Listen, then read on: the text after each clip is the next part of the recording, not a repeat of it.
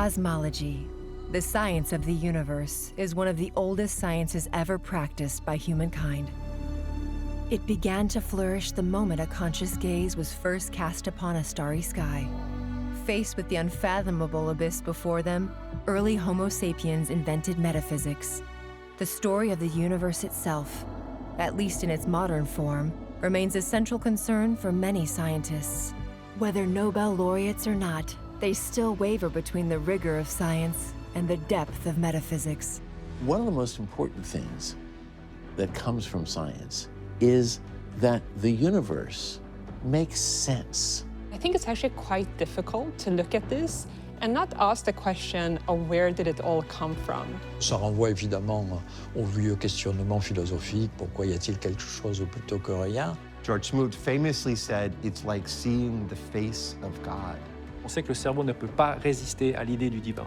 Il le crée naturellement. Here you have a choice between one God and a multiple of universes to which no one has access. Where does the universe come from? How did it begin? These unanswered questions have echoed down the centuries. Until recently, the prevailing idea was that the universe was eternal and infinite. That is, until the Big Bang.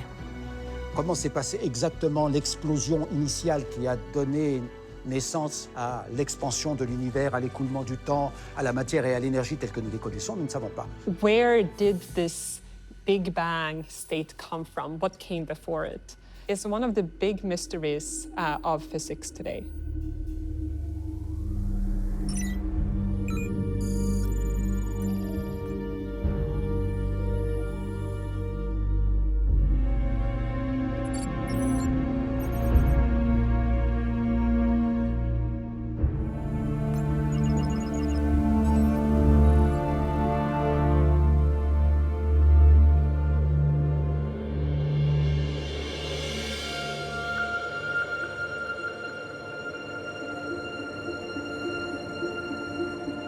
About 20 kilometers south of New York, on a hilltop in New Jersey, a strange horn-shaped antenna stands, slowly succumbing to the rust of old age. However, this is a true historical monument. It was this very antenna that in 1964 provided definitive proof that the Big Bang had indeed taken place.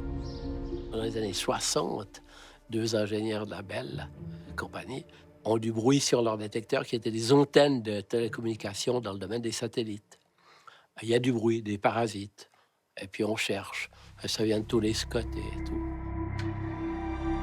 For Arno Penzias and Robert Wilson, the two engineers responsible for receiving signals from the first satellites, the persistent background noise was a mystery.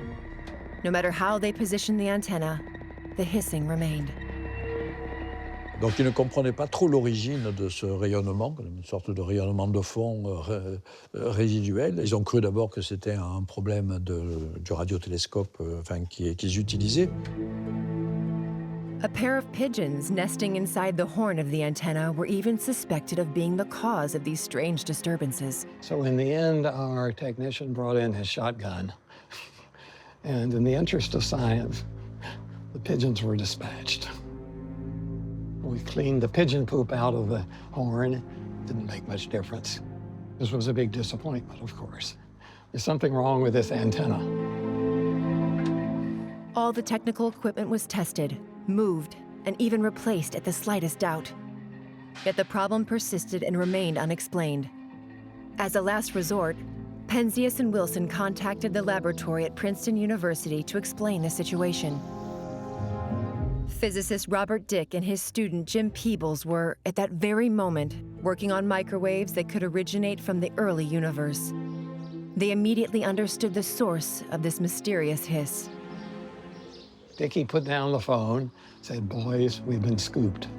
C'est Jim Peebles qui donne la bonne interprétation et dit c'est ce rayonnement fossile et ça ouvre un nouveau domaine de la recherche. Fabuleux. Il dit mais vous avez trouvé sans le savoir, vous avez découvert effectivement le vestige refroidi de l'univers chaud primitif. And so, traces of the first light from the Big Bang were discovered by total chance. Cooled over billions of years to a temperature close to absolute zero, This fossil radiation can be detected at every point in the universe. C'est incroyable. Comment dire, prédit dans les années 40, 48, si je me rappelle bien. Donc 20 ans après, on découvre le fond cosmique. Despite some resistance, the scientific community eventually accepted that the universe did in fact have a beginning. This marked the end of the steady-state theory of the universe, which was still widely accepted in 1964. Ce qu'on va appeler le fond diffus cosmologique, c'est-à-dire la lumière qui a été émise peu de temps après le Big Bang et qui témoigne du fait que l'univers dans le passé était beaucoup plus chaud qu'il n'est actuellement. Il n'y avait pas de galaxies, il n'y avait pas d'étoiles, il n'y avait pas de planètes, il y avait un plasma très chaud. Et le fond diffus cosmologique témoigne de cette époque. To reward this discovery, which confirms speculations first proposed in 1948, Robert Wilson and Arno Penzias were awarded the Nobel Prize in Physics. And one of the amazing implications of seeing the cosmic background radiation for the first time is that it began to open the minds of scientists. The quest to understand the Big Bang is now underway. Large ground-based telescopes allow us to look far into the cosmos, but not far enough to reach the very earliest instance of the universe, where the initial light of the Big Bang should still be visible. Orbiting 500 kilometers above the Earth for over 30 years, the Hubble Space Telescope has dramatically advanced our knowledge of the deep universe. The new James Webb Telescope, positioned 1.5 million kilometers from our planet, is 10 times more powerful than Hubble. It's expected to bring us closer to the very first moments when the universe was formed. La course, c'est évidemment de regarder des galaxies au plus loin de l'univers observable, telles qu'elles étaient au moment où la lumière a été émise, peu de temps après le Big Bang. Et donc la lumière a mis des milliards et des milliards d'années pour venir jusqu'à nous et être captée par ces instruments.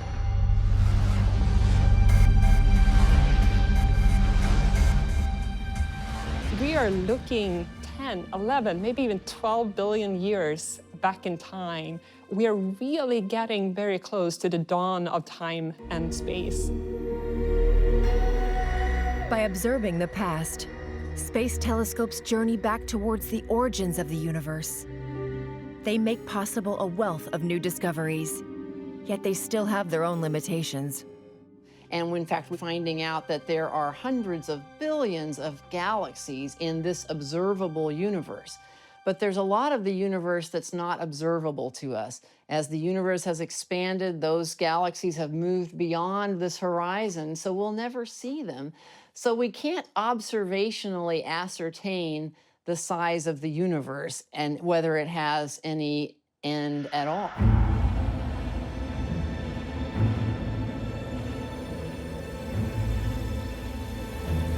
Toutes les observations nous montrent que l'univers est en expansion continue, une accélération continue. On se trouve dans un espace qui est en mouvement, un espace en expansion. Et heureusement qu'il y a l'expansion, parce que si l'univers avait gardé le même volume, il n'aurait pas pu refroidir, et donc les galaxies, les étoiles, les planètes n'auraient pas pu se former. This expansion of the universe confirms what American astronomer Edwin Hubble had already observed as early as 1929. All galaxies are moving away from one another, and the greater the distance between them, the faster they appear to recede.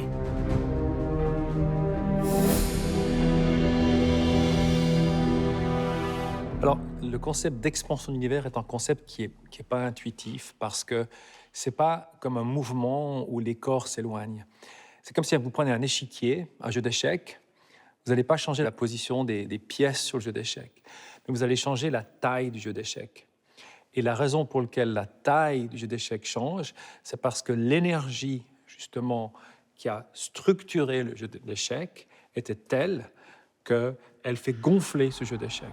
Et la raison pour laquelle ça se passe, c'est parce qu'il y a une relation entre l'espace et le temps, et c'est défini dans les équations d'Einstein. In the first part of the 20th century, the relationship between space and time was already evident to a small number of visionary physicists. However, they lack the tools needed to measure the universe's rate of expansion, let alone consider getting any closer to its origins.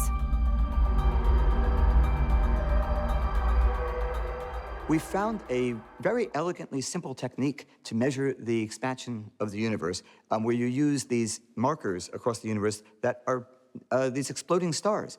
And every exploding star tells you how far away it is by how bright it appears, and it tells you how much the universe has expanded since that explosion.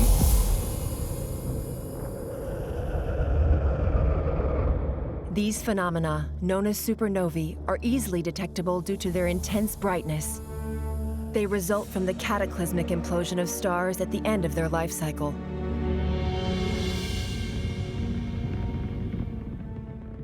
So we used some 42 of these supernovae at the end, each one marking out a different point in time, and we looked to see whether it was slowing down or, as it turned out, was speeding up.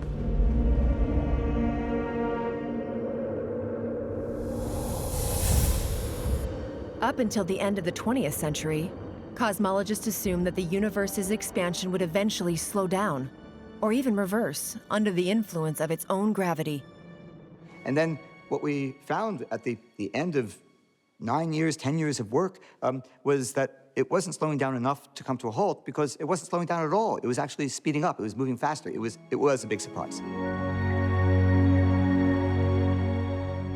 And it was such a surprise, we initially thought this cannot possibly be correct, but it was crazy. Gravity has to push rather than pull. So yes, we were very surprised and concerned we were wrong in some way. And so we had to publish it and kind of shrug our shoulders and saying, I know this is not what people wanted us to measure, but it is what we have measured. En l'absence d'observations astronomiques, on n'avait pas encore évidemment découvert l'accélération de l'expansion de l'univers, et on pensait plutôt à un univers initialement en expansion, mais qui était suivi d'une contraction. Évidemment, un univers en expansion-contraction, ça commence dans un Big Bang, ça se termine éventuellement dans ce qu'on appelle un Big Crunch, une sorte de retour aux origines. For a long time, it was believed that the mass of all the particles in the cosmos could play a role in the Big Crunch hypothesis, in which the universe collapses in on itself. Scientists now know that the total mass of these particles is far too small to halt the universe's expansion. Vous avez l'expansion de l'espace qui commence à un certain moment dans le passé. Aujourd'hui, on sait que c'est 13,8 milliards d'années dans le passé, mais qui se prolonge dans le futur. D'autant que de récentes observations suggèrent que la vitesse d'expansion, au lieu de décélérer comme on le pensait, elle accélère, sous l'influence d'une mystérieuse forme d'énergie qu'on appelle l'énergie noire. This dark energy seems like a concept taken straight from a science fiction film. Yet for astrophysicists, it's still the best explanation for the apparent acceleration of the universe's expansion. We call this dark energy purely dark, not because of the color, but to represent the fact that we don't know what it is. It's the mysterious energy, and we're doing various different experiments and measurements to try to figure out what could be causing, what is this dark energy? Dark energy appears to be a repulsive force that acts in opposition to gravity. These findings were first brought to light through the work of Saul Perlmutter and Brian Schmidt, which earned them the Nobel Prize in Physics. Cette fameuse énergie noire qui accélère l'univers. Elle est énorme, elle domine en fait l'univers. Après, on a une autre partie de la masse qu'on voit. On la voit dans la dynamique des galaxies. On voit son effet parce que ça affecte les mouvements, mais elle n'est pas visible de manière lumineuse. On l'appelle la masse cachée, ou dark matter en anglais. This hidden mass, or dark matter, is another cosmological oddity. Its powerful gravity acts in opposition to dark energy and helps to stabilize galaxies. It looks like the composition of the universe is about 74% dark energy and about 20% dark matter. And the rest, something like between 4 and 6% is what we would call normal matter, the stuff that we're used to seeing and measuring with our telescopes. Donc on est dans une situation intéressante en physique, c'est que l'énorme quantité de matière ou d'énergie dans l'univers, on la ressent, on l'observe, mais on ne la voit pas, on ne sait pas ce que c'est. There's been kind of a competition between dark matter that makes up the bulk of matter with gravitational pull and dark energy, which is this component of the universe that seems to be trying to push things apart. So in the early universe, it seems that dark matter was really dominant. So the expansion of the universe was slowing down because matter is trying to pull itself back together. But after a while, as the universe became more dispersed, the dark energy component, which is repulsive, became the dominant phenomenon. And so now, as we look at the universe expansion, it seems to be getting faster and faster with no end in sight. So unless that process stops, the universe will get bigger and bigger, such that in the future, we're probably not going to be able to see anything other than, at first, our own stars in our own galaxy, and then eventually, as the universe gets really, really old, we may end up completely isolated from everything else in the universe.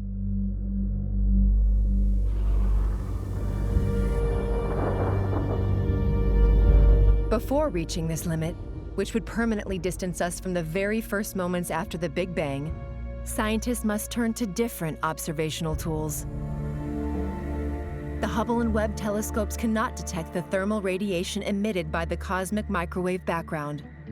Specially equipped probes must be sent out to observe it. On sait dans les modèles de cosmologie que pendant ces 380 000 premières années d'histoire, l'univers était opaque et il ne laissait pas propager la lumière. Il est devenu transparent. La transition, c'est précisément l'origine de la lumière, le fiat lux cosmologique. Et on en détecte aujourd'hui, 13,8 milliards d'années plus tard, le vestige résiduel que l'on appelle donc le rayonnement de fond cosmologique ou le rayonnement fossile. This was the fossil radiation that Arno Penzias and Robert Wilson had recorded entirely by chance in 1964. Now cooled, this radiation fills the entire universe. But its source must have left traces in the distant past, which cosmologist George Smoot tried to recover in 1988. Using the COBE space satellite, for which he was project leader, George Smoot obtained the first image of the moment when the universe became visible.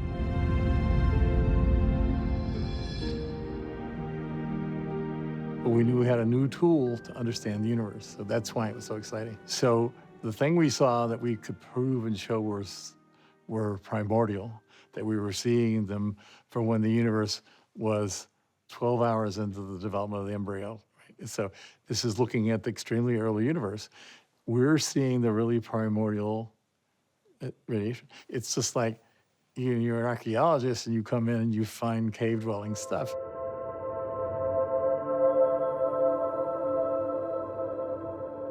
I remember when I first saw the image of the cosmic background microwave radiation 380,000 years after the Big Bang. I ordered a picture of it, framed it, and placed it above my desk. George Smoot famously said, "It's like seeing the face of God."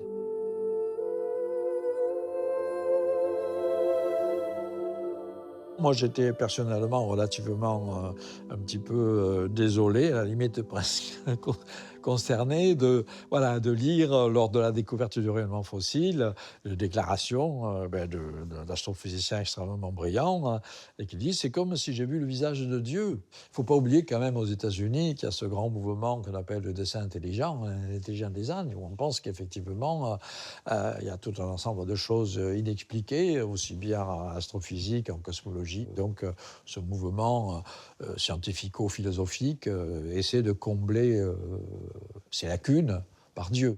Il y a eu beaucoup de malentendus sur cette phrase « c'est comme voir le visage de Dieu ». En fait, il faut comprendre que pour un scientifique qui anticipe l'existence de quelque chose, qui travaille toute sa vie pour détecter un phénomène nouveau et qui voit ses prédictions réalisées, c'est une expérience extrêmement forte du point de vue intellectuel, mais aussi du point de vue affectif et peut-être on peut même le dire du point de vue spirituel. I think it's actually quite difficult to look at this and not ask the question of where did it all come from, and to not start having some sneaking suspicion that it's not there by accident, but was actually put there by someone.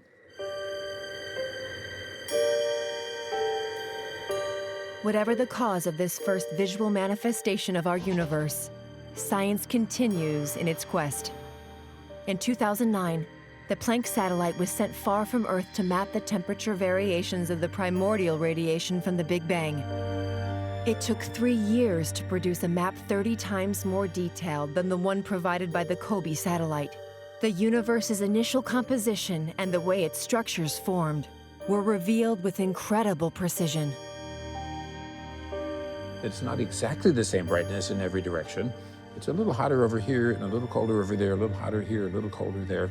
And that means the early universe wasn't exactly completely uniform. This allowed scientists to make an initial observation. These small orange spots are areas where the temperature is slightly higher, where denser matter tends to cluster.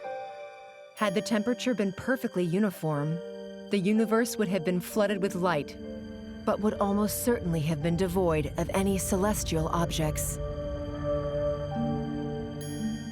Les cartes du rayonnement fossile montrent quelque chose de grumeleux, qu'on code par des fausses couleurs, et ce sont ces infimes grumeaux de la soupe primitive qui vont ultérieurement se condenser pour former les premières étoiles, en quelques centaines de millions d'années, les premières galaxies.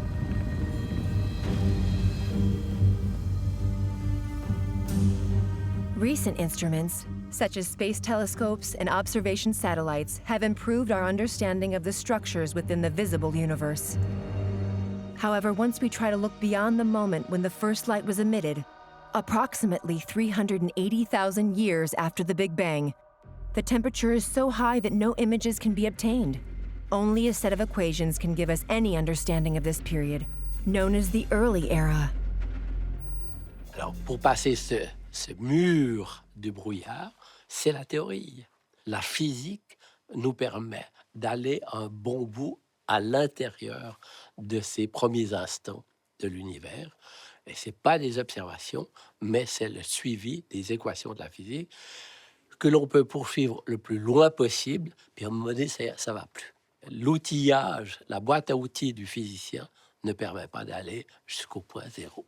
On appelle ça le mur de Planck, une époque qui correspondrait à 10 puissance moins 43 secondes, après le supposé temps zéro de l'univers.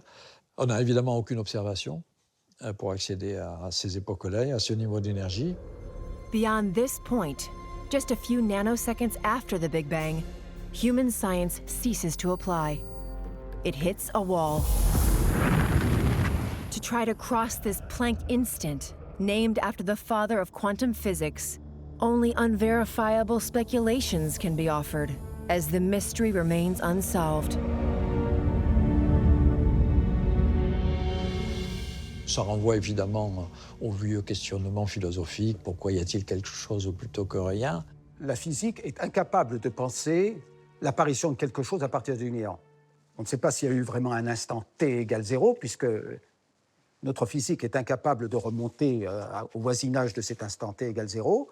Comment s'est passée exactement l'explosion initiale qui a donné naissance à l'expansion de l'univers, à l'écoulement du temps, à la matière et à l'énergie telles que nous les connaissons, nous ne savons pas.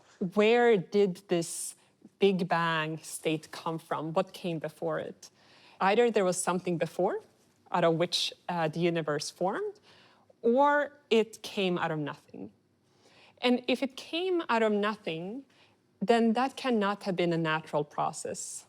Things don't come into existence from nothing, a true nothing.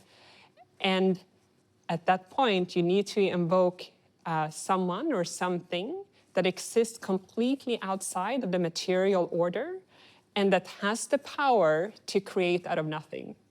And that is, of course, what traditionally has been referred to with the name or the word God. One of the things that St. Augustine said, do not ask what God was doing then, meaning before the universe. Do not ask what God was doing then. There is no then where there is no time.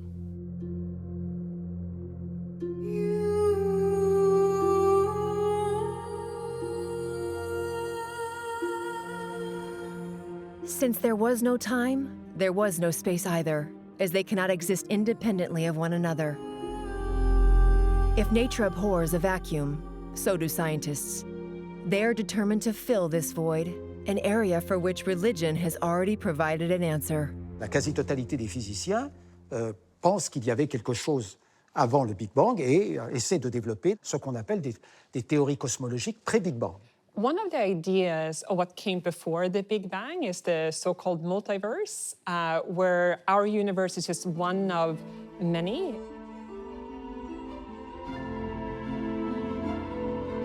This multiverse theory proposes that an infinite number of parallel universes exist. These universes would be constantly forming, like bubbles arising out of new Big Bangs. Each universe would have its own physical laws and dimensions. Our universe would be just one among them, but it has the advantage of possessing the right laws which allow for our existence.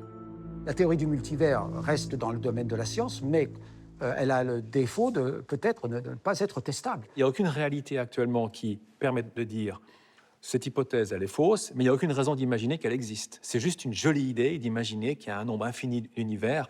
C'est assez plaisant à imaginer. Et ça permet de faire des films de science-fiction où on passe des gens d'un univers à l'autre. That doesn't really answer the question of where did things ultimately come from.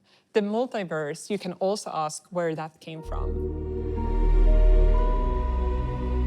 In response to the creation hypothesis, scientists have proposed the existence of a multitude of other universes besides our own. However, this theory does not solve the question of its origin. It merely shifts it, and for now, it seems to lie beyond the strictly scientific realm.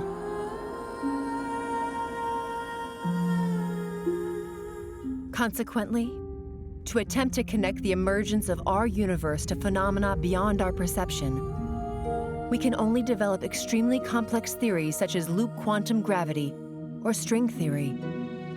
These speculative approaches suggest that, before the Big Bang, fundamental structures may have given rise to all the matter, energy, and laws governing our universe. Il y a des quantités d'approches différentes. Elles ont ouvert des horizons incroyables, notamment des hypothèses sur la possibilité de dimensions supplémentaires de l'espace. Mais donc pour l'heure, ça reste au niveau purement théorique et conceptuel.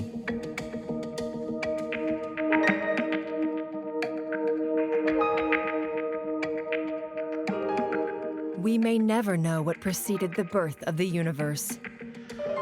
However, scientists are gaining a very precise understanding of the very first moments following the Big Bang. Le Big Bang, c'est simplement un récit de l'histoire de l'univers, commençant avec une phase extrêmement chaude. When people say the Big Bang, they imagine a firecracker, a small explosion in a pre-existing space. On ne peut décemment pas imaginer que notre univers tout entier soit sorti d'un point de volume nul. C'est absurde. It's exactly the opposite. We've seen the entire universe expanding into itself, and there is no center. There is no place that the universe started. The universe started everywhere all at once. What happened for a tiny primeval atom to expand, and in a fraction of a moment, become a vast universe whose center is nowhere? Ce mécanisme, c'est celui de l'inflation cosmologique. Typiquement, 10-35 secondes après le Big Bang, l'univers est rentré dans une expansion accélérée, exponentielle, à cause d'une particule hypothétique qu'on appelle l'inflaton. On ne sait pas ce que c'est, mais voilà, de façon générique, on l'appelle l'inflaton. Et cet inflaton a provoqué un agrandissement considérable de l'univers en une fraction de seconde. C'est en fait une augmentation phénoménale de la taille de l'univers, qui aurait pu augmenter, donc cette fraction infinitésimale de milliardième de seconde, d'un facteur gigantesque, ce qui pourrait donner une explication, effectivement, sur l'homogénéité, le fait que les propriétés finalement de l'univers seraient les mêmes partout, dans toutes les directions.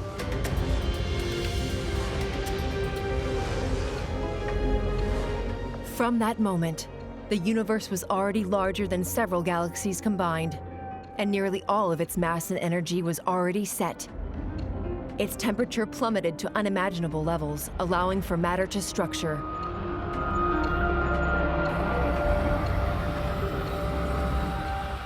À partir de ce moment-là, la matière va pouvoir refroidir et se structurer. Donc évidemment, on a d'abord une soupe de particules élémentaires, puis on va avoir l'assemblage des premiers noyaux, typiquement 3 minutes après le Big Bang. Born from primordial nucleosynthesis, hydrogen and helium atoms are the predominant elements. They would go on to become the most plentiful substances in the universe and the main building blocks of stars. Donc c'est toute une histoire de structuration qui va s'étaler sur des centaines de millions d'années jusqu'à l'allumage des premières étoiles. Objects like the sun ignited and produced the chemical elements that we now see around us. They were recycled back into space. The phenomena that shape the universe, from its birth to the emergence of all the matter it contains, share one common trait. They are governed with extraordinary precision by fundamental constants that define the laws of physics. Dès la sortie de l'ère de Planck, les constantes fondamentales semblent fixées une fois pour toutes. Voilà. Et c'est grâce aux valeurs de ces constantes fondamentales que nous pouvons expliquer l'existence des étoiles, des galaxies, la fabrication des atomes, etc. Et finalement, notre propre existence, puisque, comme on l'a dit poétiquement, nous sommes poussière d'étoiles, ce qui ça veut dire tout simplement que nous sommes fabriqués d'une forme de matière, la matière atomique, qui a été fabriquée pendant les réactions thermonucléaires dans les étoiles, d'une part, et puis il y a un peu d'hydrogène en nous, à travers l'eau, qui lui a été fabriqué au moment du Big Bang. Donc il y a toute l'histoire cosmique qui contribue à notre simple composition matérielle. If life was able to emerge under favorable conditions in our little corner of the cosmos, it is because the universe is governed by constants with extraordinarily precise values. There are around 20 such constants, like the speed of light, the cosmological expansion rate, the proton-to-electron mass ratio, and the strength of gravity. Had the values of these constants been even slightly different, sometimes by just a billionth of a percent, we would likely be in a universe far too different for the very concept of life to make sense. This perfect fine-tuning of the constants seems statistically improbable and continues to astonish scientists. Donc l'existence de la complexité, jusqu'à l'apparition de la vie, est rendue possible par cet équilibre très énigmatique qu'on appelle l'ajustement fin des constantes. Apparent. Il y a apparent fine-tuning of constants. At Princeton University, American physicist Robert Dicke raised the idea of the fine-tuning of the universe's constants.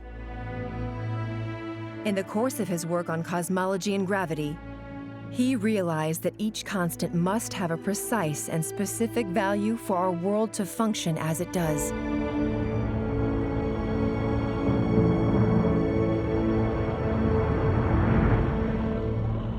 The apparent fine-tuning of the universe seems to be a particularly interesting and mysterious thing.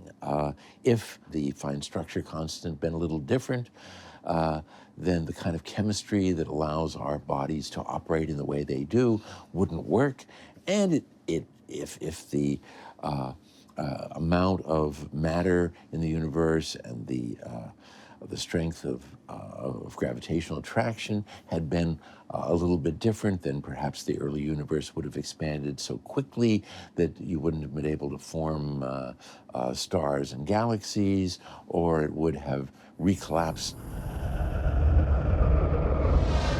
For some scientists, the fine-tuning of the universe's constants is merely the result of chance, while others see it as indicative of intent, since we are here to observe it. It was once quite controversial to say this, but it is now widely accepted in the physics community that the laws of physics and the structure of the universe are, in a number of respects, just right to have life, for the universe to have the possibility of life in it. And why these constants are all just about right is one of the big mysteries of physics today. As with any great mystery, there are several interpretations. Either we will never know, or science still has further to advance, or the universe is the result of an act of creation. So this mystery, in some sense, there are three logical explanations that are not mutually exclusive. One is that there is some super law that we have not discovered yet that gives the values of these constants. So they have to have these values. We just don't understand why. Another one is that there is an infinite number of universes and each of them sort of randomly gets different values to these constants. And we're just in the lucky one. Et puis, il y a aussi des explications ou des interprétations en termes de finalité. Évidemment, les grandes philosophies juives, chrétiennes, musulmanes vont favoriser ce genre d'explication. Ils vont y voir finalement la signature du Créateur. Avec la tentation de dire, si les constantes fondamentales sont tellement précises qu'il y a quelqu'un qui les a ajustées, le grand ajusteur.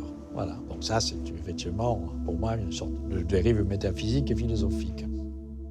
Je n'aime pas du tout cette vision qui a eu ce réglage exact des constantes. Je ne pense pas que... Moi, je n'aime pas du tout ce genre de démarche, de lier ça à la conséquence que c'est uniquement ce choix de constantes qui conduisent à une vie consciente à la fin. Je n'aime pas trop.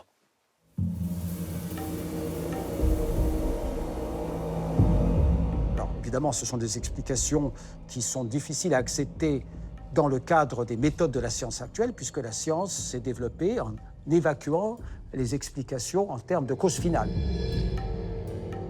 To avoid any anthropomorphic projection, the cosmological approach focuses on the how rather than the why. Nevertheless, this position does not prevent scientists of faith from exploring other perspectives. Here you have a choice between one God and a multiple of universes to which no one has access. So there is tension between those two views, and the decision between them is not a scientific one. Did God have any choice about how the laws of the universe were to be, or is that something that is simply a logical constraint? And does God have control over the nature of logic? These are questions that are much more difficult to even discuss, let alone to answer.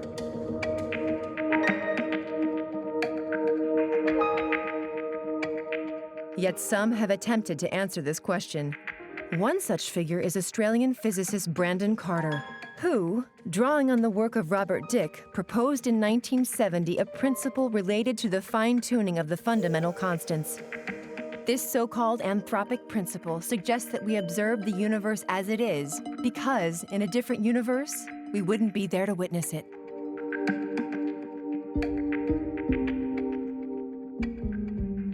The anthropic principle is very interesting in that it is called a principle. It is not a law, but instead it's something that's more, I would say, observational, in the sense that you look at all these kinds of fine-tuning arguments, all these kinds of, in quotes, coincidences that would be required for us to exist. It's an amazing thing that as we study physics, we would encounter something called the anthropic principle. And it is the scientifically based claim that the universe must be such that it will eventually produce conscious agents who can see and understand the universe. That it is not a meaningless, random procedure of matter in motion leading nowhere in particular, but that's as if it were designed to produce a conscious being. Does the universe exist solely to be observed? Even though observation plays a crucial role in how we perceive reality, no one truly knows whether the universe needs us to see it in order for it to exist.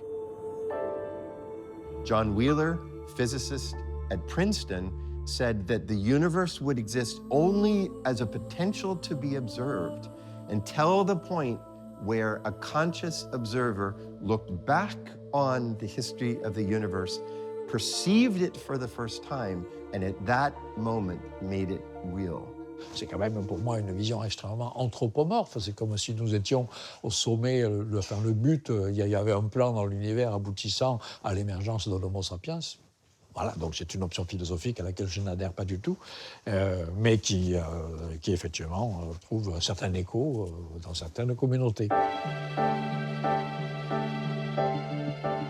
For nearly a century, our observational tools have extended our senses and reinforced what we are capable of interpreting. Science and belief systems approach this understanding in different ways, but their perspectives can, at times, be complementary. La science nous permet d'observer le monde et déploie un panorama absolument extraordinaire, de complexité, avec toute l'histoire cosmique, géologique, biologique, pendant des milliards et des milliards d'années. C'est un panorama absolument fascinant. Mais la science ne répond pas à la question du sens.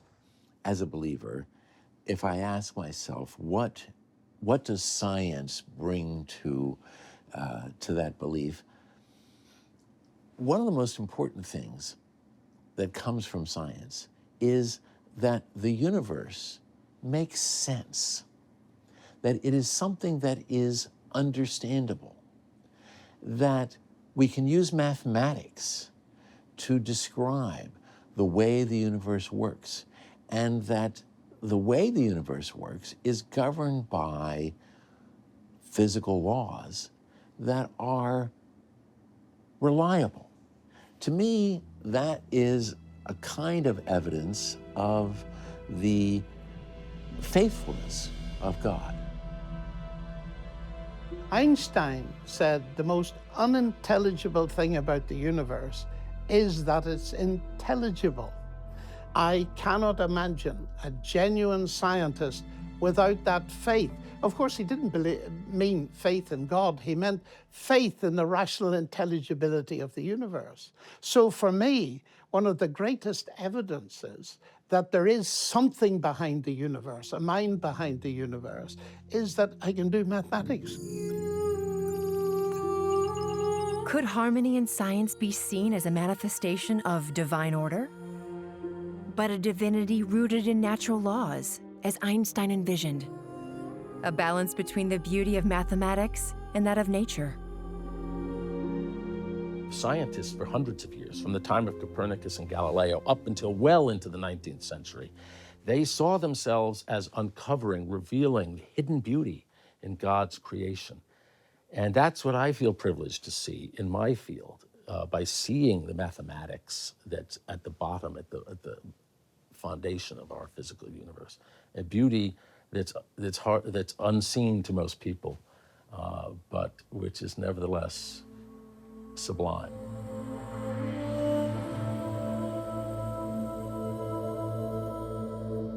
Beauty, whether mathematical or spiritual, emerges from the dynamic interplay between rationality and intuition.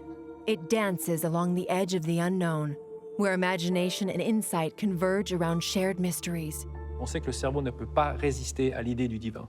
Il le crée naturellement. C'est quelque chose de naturel. Le cerveau oscille en permanence entre une pensée rationnelle et une pensée totalement irrationnelle.